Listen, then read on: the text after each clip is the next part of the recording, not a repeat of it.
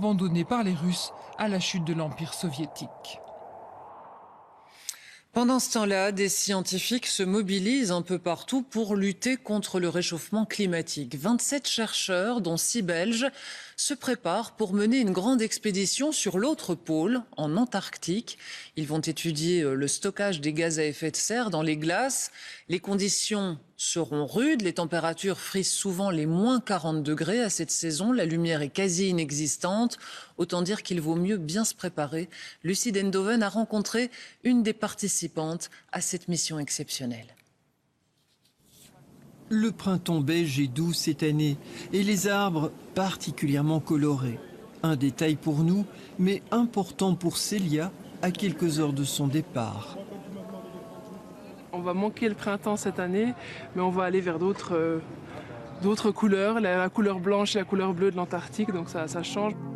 Avec 5 de ses collègues, Célia va embarquer 3 mois à bord de ce brise-glace. Une expédition au départ de Christchurch, en Nouvelle-Zélande, vers la mer de Ross en Antarctique.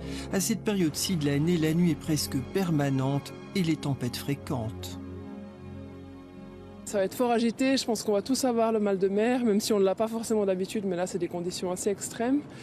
Et puis ensuite, donc, sur la glace, ce sera plus calme au niveau du brise-glace, mais donc là on sera vraiment dans des conditions extrêmes de froid et de vent. Les difficultés de l'expédition ne rebutent pas ces scientifiques. Leur défi est de taille. Pour la première fois, ils vont mesurer les concentrations de gaz à effet de serre absorbées dans l'eau, la glace et l'air de la mer de Ross. La zone verte de cette image satellite montre de fortes concentrations de phytoplancton en ce moment.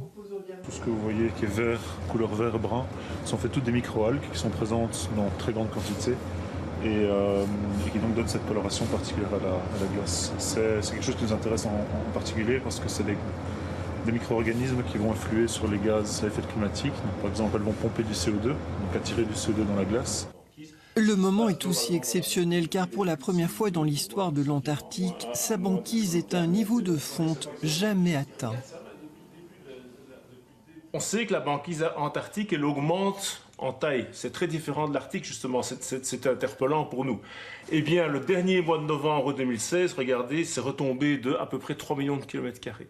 Et ça a continué, regardez ici, c'est en 2017, janvier, février, mars. Vous voyez, c'est la courbe verte. Elle est en dessous de toutes les décennies précédentes.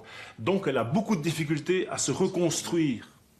Pendant ces 3 mois, Célia aura du pain sur la planche. Son travail scientifique lui prendra du temps, son blog aussi, car elle compte bien l'alimenter tout au long de l'expédition. Quand les gens ont pu nous suivre un petit peu, je me suis rendu compte que ça permettait aussi, quand on rentre, de mieux partager ce qu'on a vécu et de mieux faire comprendre aux gens ce qu'on a pu ressentir pendant l'expédition. Difficile en effet de s'imaginer 3 mois en autarcie dans des conditions extrêmes. Célia n'est pas une novice des expéditions polaires. Elle a plus d'1 an en Arctique à son compteur. Mais c'est sa première en Antarctique. Vous connaissez peut-être les cumulus, les stratus et les cirrus.